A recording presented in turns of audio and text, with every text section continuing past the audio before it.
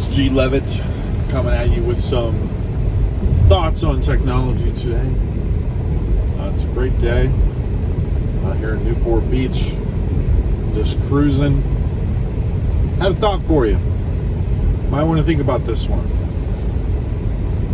How hard is it to triple your revenue versus how hard is it to triple your net profit, your profits, versus how hard is it to triple your multiple, your valuation multiple? See, these are the three levers that all businesses have that affect the value of your company, that determine what the company's worth, which is ultimately the greatest determinant of your net worth if you're an entrepreneur, is how valuable your business is. So it's worth sitting down for a moment and thinking about, well, there's only three ways businesses are typically evaluated from a macro standpoint. How much revenue do they do? How much profit do they do?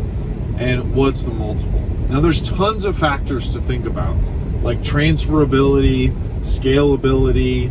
Are the books built to sell, or is the business built like a lifestyle business? There's a lot of things to think about from a micro standpoint. We're going to major in major things for today's conversation. What are the major things? Your revenue, your EBITDA, and your valuation. What I mean by that is your valuation multiple, the multiple that your company will trade at. And we could talk about this for a long time, but let's start with, in your opinion, which number seems to be the easiest to move? The multiple, the EBITDA, or the net profit, or your revenue? And I think everyone would have a different answer to this to some degree, because some of us have great skills in sales and marketing, or some of us have great skills in operations and systems, or some of us know the M&A markets really well and the public markets really well, and we really know how to juice the multiple.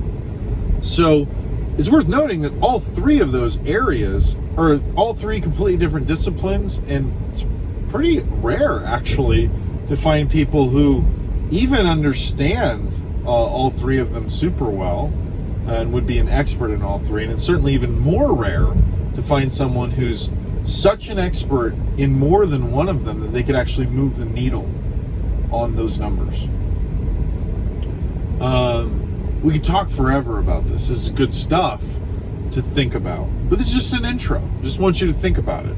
I want you to sit down and say, okay, how much is my company worth today, right?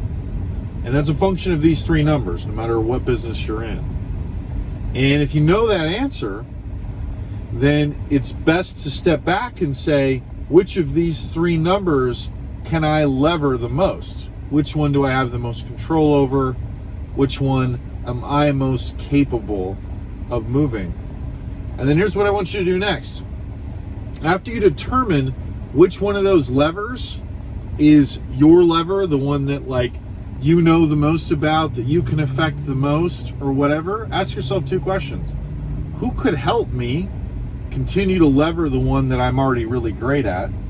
And then question number two, who am I missing that could help me lever one of these that I don't know how to affect at all? Like, I have demonstrated zero capability in moving this number in the past. And don't bullshit yourself. If you haven't moved the number before, you don't know, right? That's the rule. You can't bullshit yourself. So, which one do you know how to lever? Who could you get to help to continue to lever it? But then secondly, have you thought about who could help me start to turn one of these numbers that I've never been able to move? There's someone missing in your organization or in your life, as a friend, as a consultant, as a mentor, as a business partner, that can move those two needles that you do not move well. The value of that person, that partner, that mentor, whoever that is, that moves either of the two needles that you do not move well inherently is exponentially more valuable than you can be to your own business by levering only the one. Think about that. If you 3x revenue because you're a massive revenue person, the EBITDA person and the valuation multiple person that could move both of those numbers can do twice what you just did with the exact same effort. See, that's this whole idea of going together. You go further together. You know, if you want to go far, go together. If you want to go fast, go alone. But you won't go very far. And the idea here is that we're all really valuable to this equation.